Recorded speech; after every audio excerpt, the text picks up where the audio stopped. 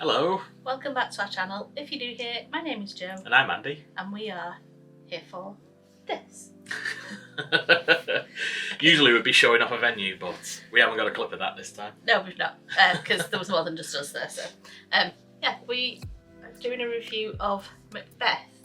It's a very big programme, so can't really hold it up. It also stinks from the printing. It's very fresh print. Yes, it is. We're doing a review of Macbeth The Show, which is the Ralph Fiennes tour of Macbeth, which is very randomly going to Liverpool, London, Edinburgh and Washington DC. It's a very... Don't know why, but okay. Yeah, it's an odd mix. So obviously we went to see it in Liverpool. We did, and Liverpool is, I guess, the world premiere of it. The start of the tour. That's a better way of saying it. Because I'm sure it's probably been done somewhere else first as a... No, apparently not. Okay. Weird start, but we'll get to that. Yeah, so this is actually the third version of Macbeth that we have watched this year. Yes. I don't think we've done video reviews of the other two versions, but we have definitely done website reviews. So down in the description box down there is a link to our website. So if you want to read our thoughts on the other versions that we've seen. Yeah. But we have seen a version by Imitating the Dog at the Liverpool Playhouse. And then we have also seen the English Touring Theatres version at Shakespeare North Playhouse. Yeah.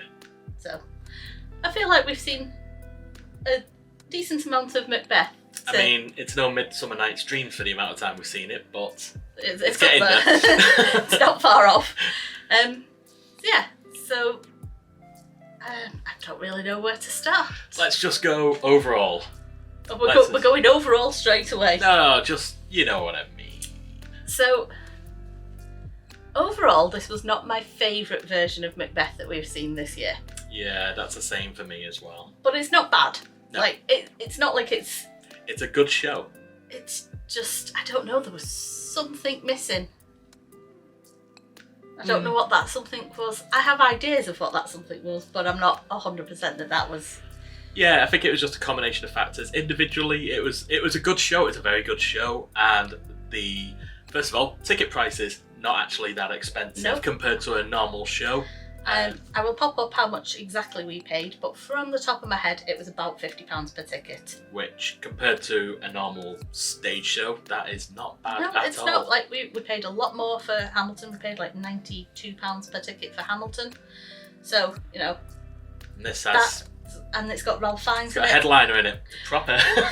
Big headliner actor. Having just bought tickets for the Ian McKellen Shakespeare show next year, where tickets were £170 per ticket, which I did not pay, but, you know, I called it the Ian McKellen tax, and it could quite easily have been a Ralph Fiennes tax. Yeah. But there wasn't. But it wasn't, yeah, so the price was very good. Yeah, very, very good. I don't know if part of the reason for the pricing being the way it was is because of the venue. Yeah. Which I feel like this could be one of the things as why it didn't just quite hit all the spots for me. Mm-hmm. So this tour, very specifically, they have decided not to run it in theatres. They have gone out of their way to put it in unusual spaces, like warehousing, essentially. Warehousing is a bit blunt, but this is a TV studio space. But it's in a warehouse. Yeah. And yeah, so it had all the lighting and everything, but it was still in a warehouse space.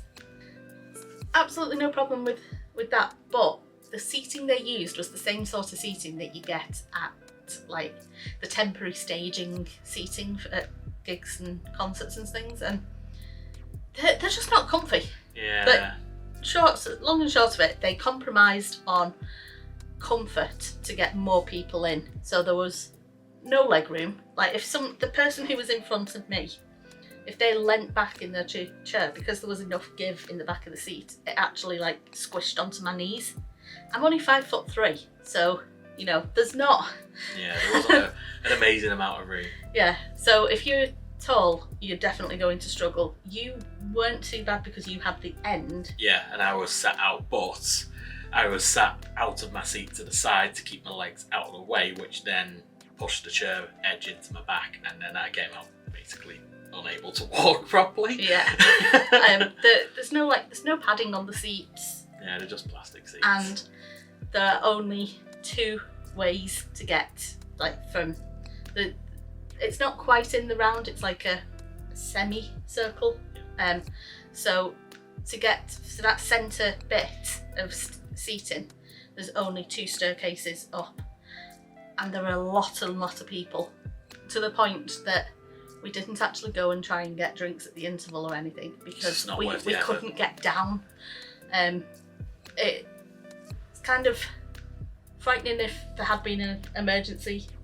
Yes, they had some other emergency exit, but they weren't really very obvious. Well, there's no exits at the top. Yeah. At all. So everyone would have to go down. So They'd only, but there was some at a halfway point that was just behind us. Oh, was there? Yeah. Oh, I didn't even see that. But that's what I mean. They weren't very visible. Yeah. They were dark because they weren't trying to distract from what was on the stage. So yeah. Okay. I don't think the seating did them any favours, and then the actual venue itself, you sort of walked in, had some portaloos that you went past because yes, it is only portaloos there. However, there is both a Costa Coffee, a Range and a Lidl all within walking distance, so just go to the toilet before you go in if you're not a portaloo fan, which let's face it, who is? Yeah. And then you walked in to just an area that had a few banners with what I guess is the official symbol that they're using. Yeah, the logo. Yeah. There we go. Yeah, that's the one. So it had that. Oh god, that program really does smell. They had that on some banners, and they had a bar, and that was it. There was no seating. They had a few stands where you could put your drinks. They didn't open up so that people could go through into the actual seating main auditorium bit, and it very quickly became very, very cramped. We were basically like that with people. We managed to get one drink from the bar, had no chance of getting over there again.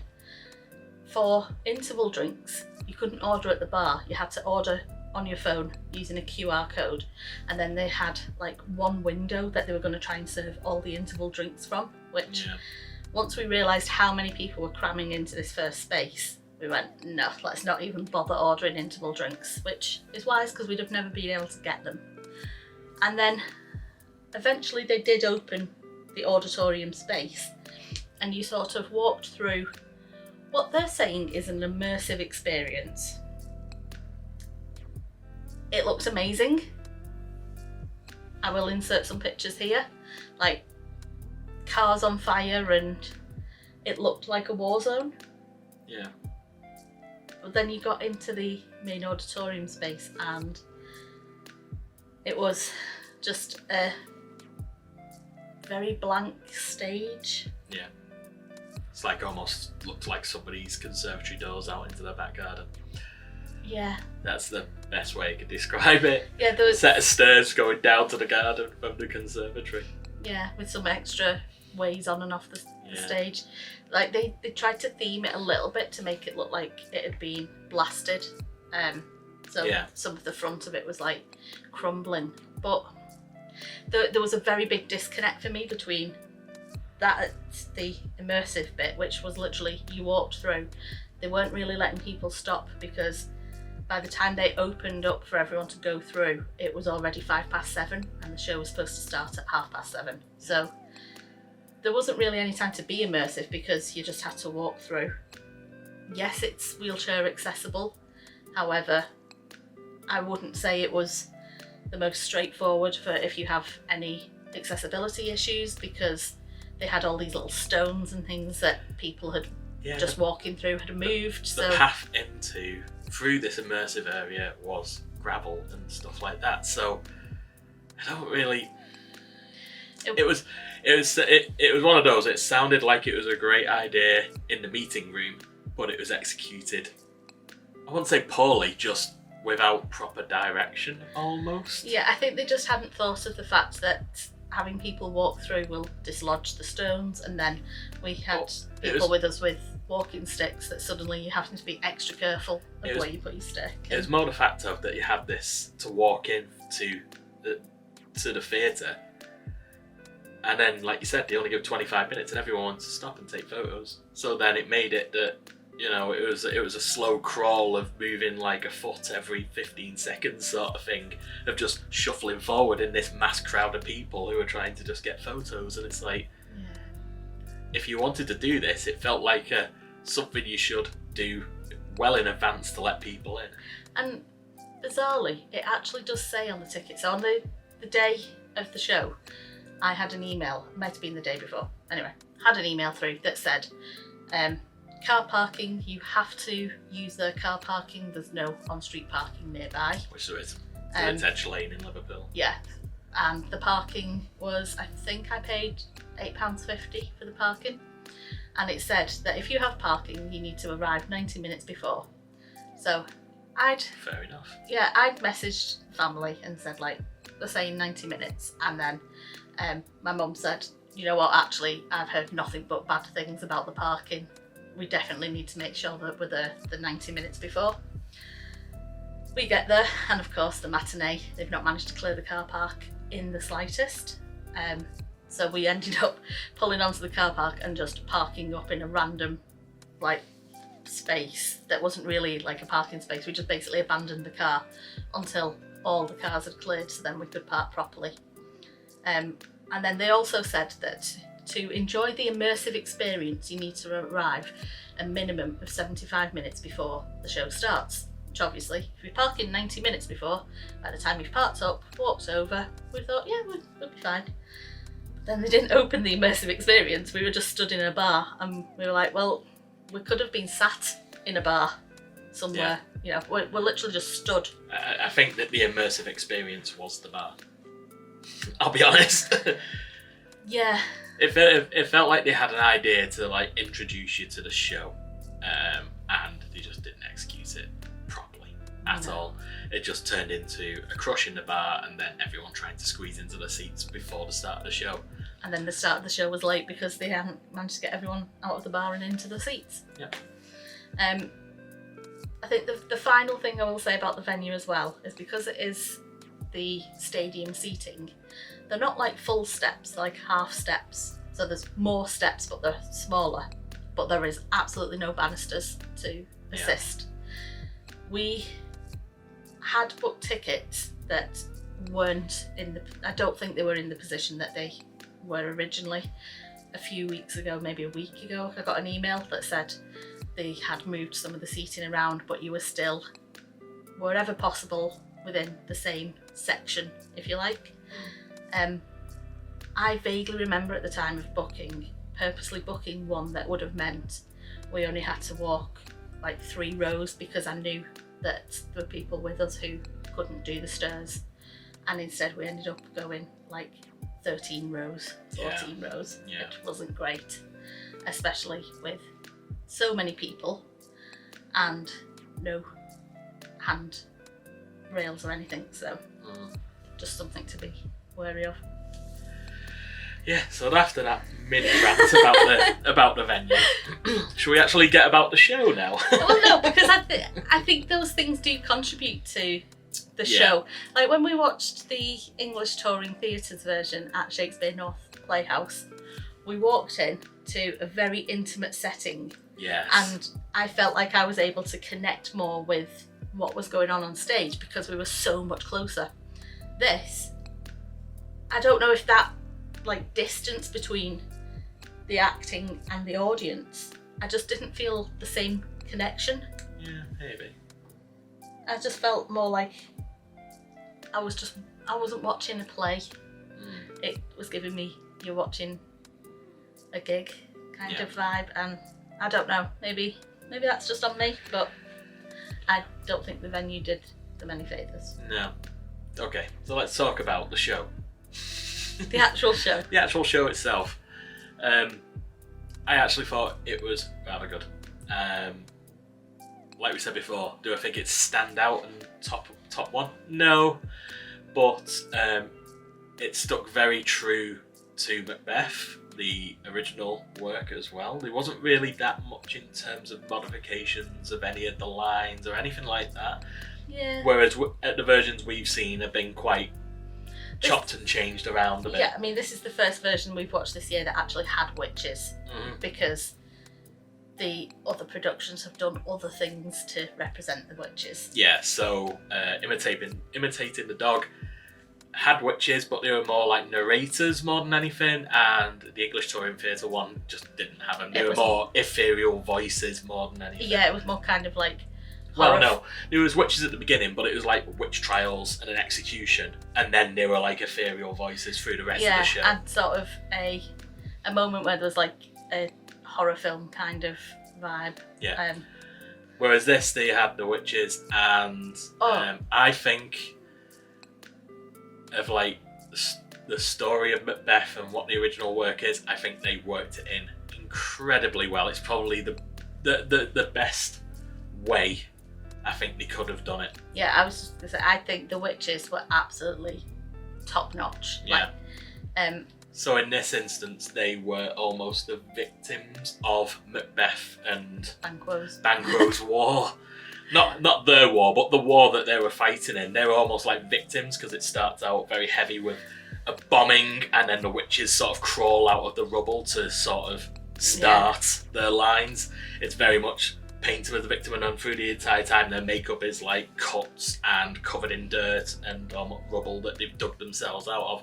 You don't know whether it's really they're physically there, or if it's like the souls of the witches coming back to punish them. Yeah, it's like they walk around the stage and Macbeth looks at them, but nobody else does. So Nobody it's else like, well, acknowledges them. then are they not there? Are they just like the almost PTSD kind of vibe? Yeah, the only people who seem to acknowledge him is Macbeth and Banquo, isn't it? Yeah, so it's quite an interesting take on it, and I quite enjoyed it. And I think the three people who played the witches, which I'm going to get the smelly programme out so that I get names correct. Daniela Fiamania is the second witch. Then Lucy Mangan was the first witch. They're in alphabetical order, so you have to like. Lola Shalom was the third witch, and honestly, I think all three of them were spectacularly cast. Yeah, so they were moving around quite a lot as well for the most part. They would go up and down the steps next to us. So I was on the end of the row, and then every so often I hear the creak, turn around slightly, there's a witch next to me. I'm like, and they weren't like sort of. They weren't clanging around. They were sneaking up and down the stairs. And also not afraid to just stir into the souls of the audience. Like there's a few times where I like sort of glanced and was like, oh, there's a witch there, and then I was like kind of to Andy going, there's a witch, but I like made eye contact and she was like this. Just stared at you. And then I was just like, oh, I'm just gonna look away now. Thanks, kind of thing. Yeah. So they were milling around every so often, coming in to interact, and then towards the end, they were sat on the stage, and on the stage, almost witnessing the end of Macbeth. Yeah, almost was in a like a. Taking now you're pleasure getting in your it. you're getting your comeuppance. Yeah. Yeah, I thought the witches were really, really well done. The other thing that I liked was Banquo's ghost. Yeah. That he just appeared absolutely covered in blood. That is one thing I will say, actually. If you have a phobia of blood, this is probably not the show for you, because they have a lot of blood packs. They loved using them, and it was all over the show. If you know Macbeth, you know there's a fair few murders. Every time somebody is murdered, they very graphically show show a stabbing and then show blood everywhere. They have blood literally dripping down the stage at one point that just before the interval. It basically covers the entire stage, and they have to then spend the interval cleaning up the blood. So if that is something that you're squeamish about, just bear that in mind. There's also to note as well, just after the main murder of the first half, there's blood runs down the walls of the set as well afterwards, almost, and it increases over time. It's almost like these walls are bloodied, and there's bloodied hands in there. It's very symbolic. I didn't see that. I missed the blood. It's one of those. I didn't notice it in the first half. The people who have noticed and have mentioned it to me, but then in the second half it was like, looked at the walls and went, whoa, okay, it's literally like dripping with blood. I literally missed that completely. With Banquo's ghost, he basically walks around the stage covered in blood, but nobody is interacting with him. Nobody acknowledges him. He literally walks in front of people, but they don't even like your natural thing is to your eyes to move, and they didn't. Like, it's more the fact that he came onto stage in a way with the other actors moving that you didn't immediately notice him, because they've got 2 doors on either side of the set, 4 doors, the top and bottom. And it's usually easy to see the characters going in and out, but he just sort of appeared from one side and was just there because your eyes were pulled to another part of the set, what was going on there, and then suddenly you flicked over and went, oh, he's there now. Yeah. Very well done. Very well done. I feel like we have to talk about Ralph Fiennes. Obviously, he's the star of the show, and he is every bit as amazing as you would imagine him to be. Like, obviously, he's a classically trained actor. He's an amazing actor. He does Macbeth justice. I think. If anything, the sets and the props let him down. Yeah, I think so. More than anything. I think the parts where he does the best are actually the bits where it's like he was showing the human, more humorous side to Macbeth. Yeah. Sort of where there's a scene where he's like Lady Macbeth, and he's basically just like about Lady Macbeth because she's nagging him, and it was those bits that I felt he really shone in. Yeah.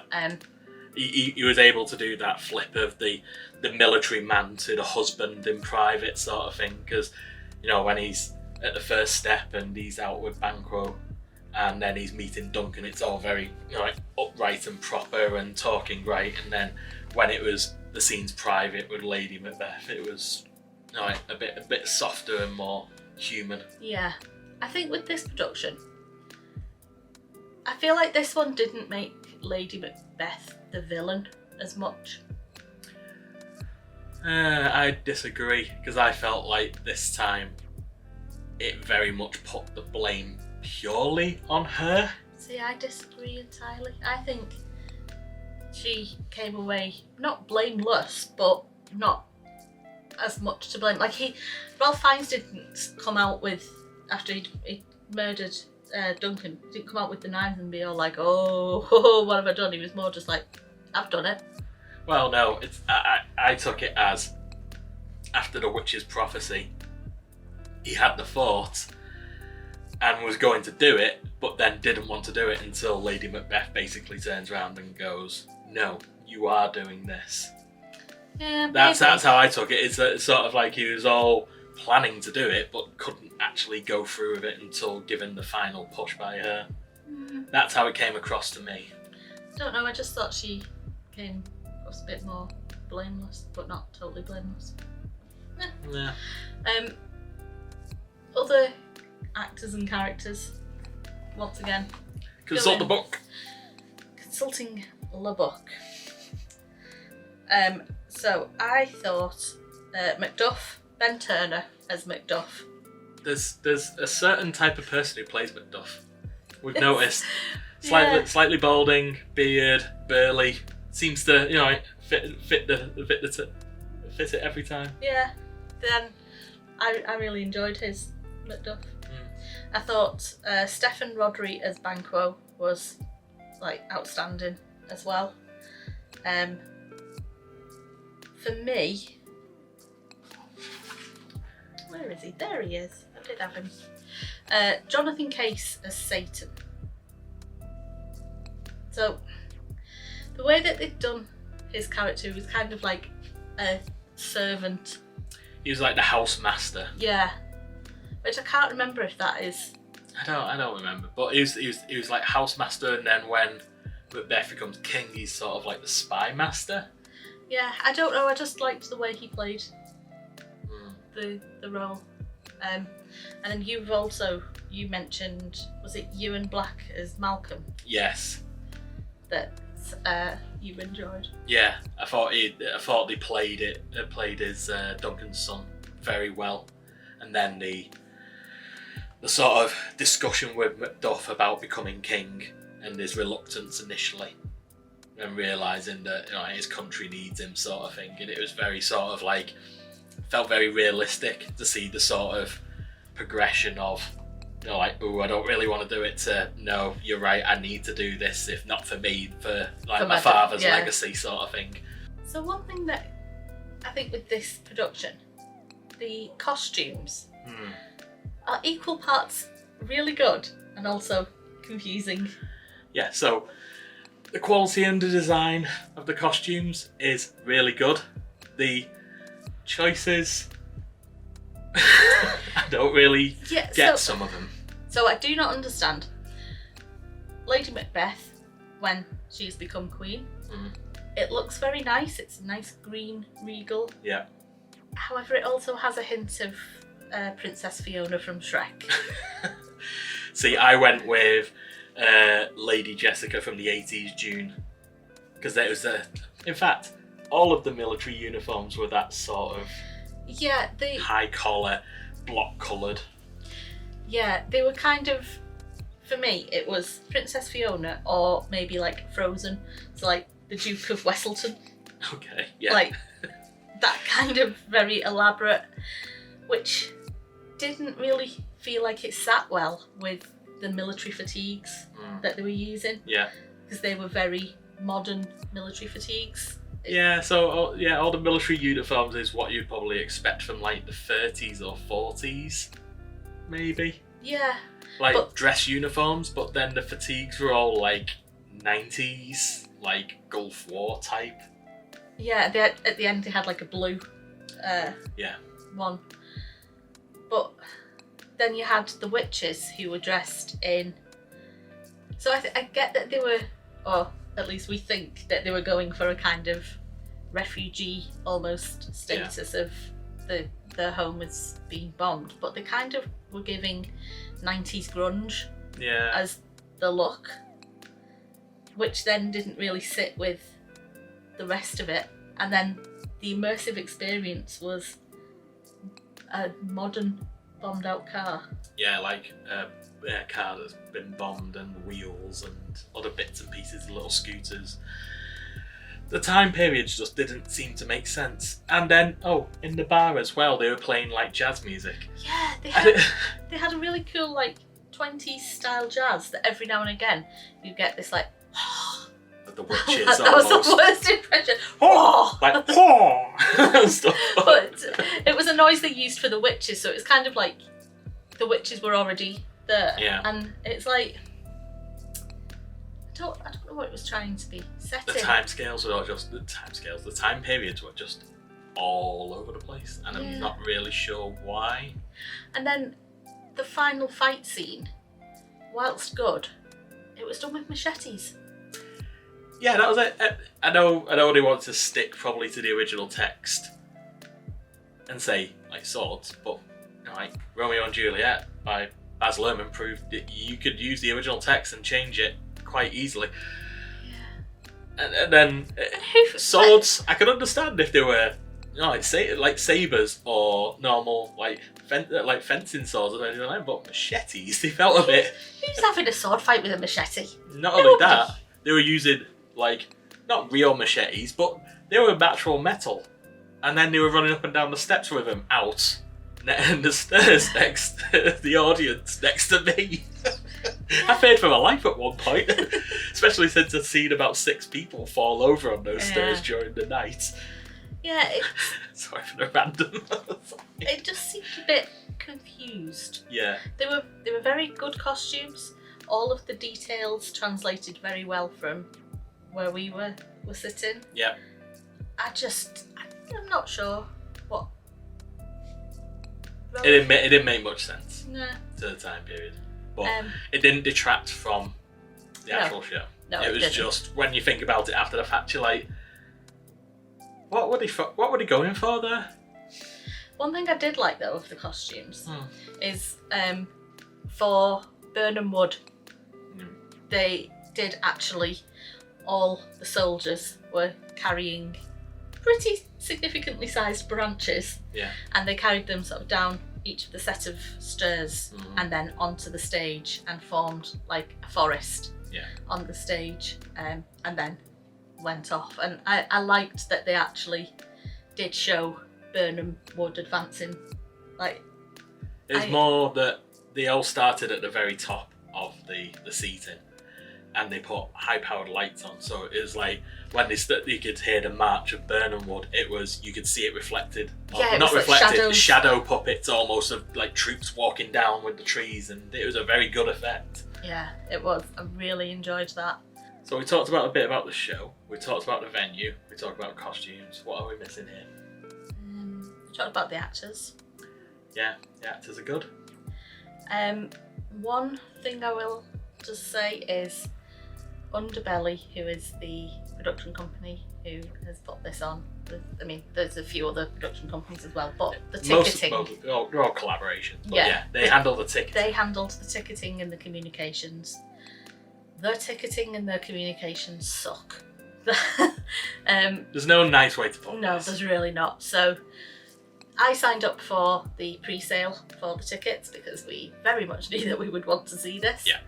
The day that the tickets went on pre-sale, the link that they sent didn't work. There were hundreds of comments on the Instagram and Facebook saying that the links didn't work, and they didn't fix them. There was never any email to say this is actually the corrected link.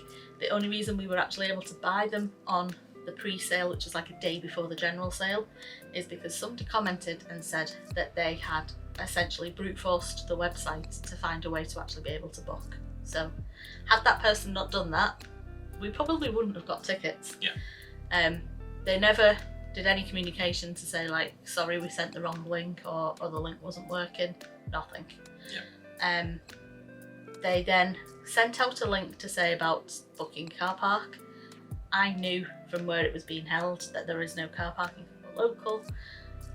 The link that they sent very specifically said on it, you can only, it's non-refundable, so if you book the wrong time slot, tough. And then I was this close to clicking purchase when I realised that no matter what option I was clicking, it would always put the parking for 2:30 p.m. for the matinee on the Saturdays. There was nothing I could do to get round that, so then I couldn't purchase the parking. And I contacted them, heard absolutely nothing, and it was only that 3 weeks later I was like, still not booked the parking, let's try it one more time. And this time, magically, you could book for the 7:30 showing. Yeah. So their entire website experience was rubbish. And then the communications they've sent saying like, oh, you need to be at the venue 75 minutes before. You couldn't be at the venue 75 minutes before because we were there 75 minutes before and the venue weren't open to let people in. Yeah. They originally said that it's only going to open an hour before the show. So we turned up hour and a half because of the parking situation. Well, it was like 75 minutes by the Sandwich Park Centre, wasn't it? So, and then they said they weren't going to open, and then they were delayed a further 15 minutes after that as well. So it was only actually 45 minutes before the show started that they were.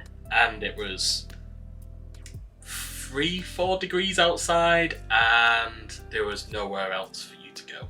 Yeah, you could walk back to your car and sit in your car, or you could just suck it up and wait there. Yeah, so there was a mother and daughter who was behind us initially, and they got the bus there. So they had nowhere to go, and they were just stood out in the cold while they were doing whatever they were doing. They were saying they were cleaning up, but you know how long Macbeth takes. Like, don't send a communication telling people that they need to be there 75 minutes before if you know you're not going to be able to open the doors. The thing with the parking was especially bad because they told everyone to turn up 90 minutes beforehand. They were still letting people out from the matinee, from the car park, and it got to a point, we turned up early, so we saw that the matinee people were still leaving, and we managed to squeeze into the car park and just park up in a spot where we can. Yeah, I think said that, didn't we? Yeah, he said that before. Yeah, we said that at the start. But then it actually crossed over with people arriving for the car park, and then the way that the car park was being organised, they were using both lanes of the car park entrance to get people out, so people couldn't get in, which was then tailing traffic back up to the junction that they needed people to get out. It was pretty organised chaos. I feel like we were lucky in that when we were leaving from the show, we only sat for 25 minutes coming off the car park, which... It's a small car park. Yeah. It should have been a lot quicker, but... It should, but yeah, it just... I mean, from arriving and our experience there, we were in no rush to leave the car park, so we got into the car and then just sat. And there was a few angry words explained between people in the car park trying to get out, and there was like almost 8 lanes of traffic forming to try and push the way out the car park. It was not a pretty sight. They really need to organise that properly. Yeah. Of course, this is purely a venue problem with where it was. It's not in the best location. No. It's and Edge Lane is a major road through the centre. That's the only way into Liverpool from the motorway, really. Yeah, and there's no parking on it whatsoever. There's a retail park that's near it, but obviously that's all restricted parking for people who are going to the retail park. So the only car park are these small, basically industrial unit parking bits, which they could use. Yeah. It's not great. Not great. And I think all those things combined with the venue did have a detrimental effect on the enjoyment of the show. Yeah. I think had they put this on at Shakespeare North Playhouse, which, that is a purpose-built space it's for a lot Shakespeare. Smaller though, that's the thing, isn't but it? But they could have done more nights. Yeah. It just... Don't know. I think Ralph Fiennes was amazing, but overall it didn't quite work for me. Yeah, and I think that's the same for me as well. I really enjoyed some elements of what they did with the story and the show, but I think the venue and other things sort of really took away from it when it didn't really need to. It could have been better, essentially. So should we go with star rating? Yeah, so I'm going to give it a 3 stars. I'm going to give it a 3 as well. Yeah. I would say it is my least favourite Macbeth we've seen this year. I'm glad we went, and I thought Ralph Fiennes was amazing, and I can say that I've seen Ralph Fiennes perform Macbeth, which, bucket list kind of things there. But I feel like if I ever see anything at that venue ever again, I'm just going to straight up say no. Yeah. But I'd like to see what the other venues that they picked are. I mean, I'm quite interested to see what the other venues are picked if they picked that for Liverpool when they've got so many good choices of where to do it. I don't know if it actually says inside the programme, but I realise I've said this every time I've touched this programme, but it really does smell. Be thankful that smell-o-vision is not a thing. So, they're at the Royal Highland Centre in Edinburgh from the 12th to the 27th of January. Which I don't know where any of these places are. No. Dock X, London, from the 10th of February to the 23rd of March next year. And then Washington DC, Shakespeare Theatre Company, 2nd to the 28th of April 2024. That's all it says. Which sounds like it's a proper theatre, I'll be honest. Yeah. So it's like... So I think the director of this show is also with the Shakespeare Theatre Company in DC. He is. Yeah. And yes, looking at this tiny little picture that I've just found in the programme, can't see if you can see it. I'm going to assume that that's holding up okay. A little bit. There we go. That does look like a full theatre. So, why not the Empire? Or any theatre. Yeah. I'm sure it was a choice because of the staging, but we've already talked about that. Yeah. So yeah, short of just repeating this entire review again, we will leave it there. If you do want to find out more information about Macbeth the Show, we will leave the link to the website down below in the description box, and the link to our website as well if you want to read the review that you've just watched. It might be slightly less rambly on bit the more website. directed. Yeah. Can edit more on a website, whereas this is very much a one take, because otherwise it's not. I don't feel like it's a genuine It's not review. genuine if you over edit it, is it? So yeah, so we try and just one take this, with the exceptions of where we like cough and sneeze, and they get and edited where we get out. a package delivery in the middle. Yeah, Royal Mail knocking on the door. Anyway, this took a turn. Thank you for watching.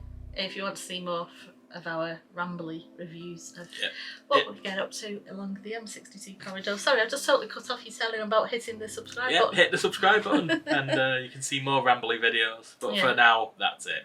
That's it. Thanks for watching. Bye.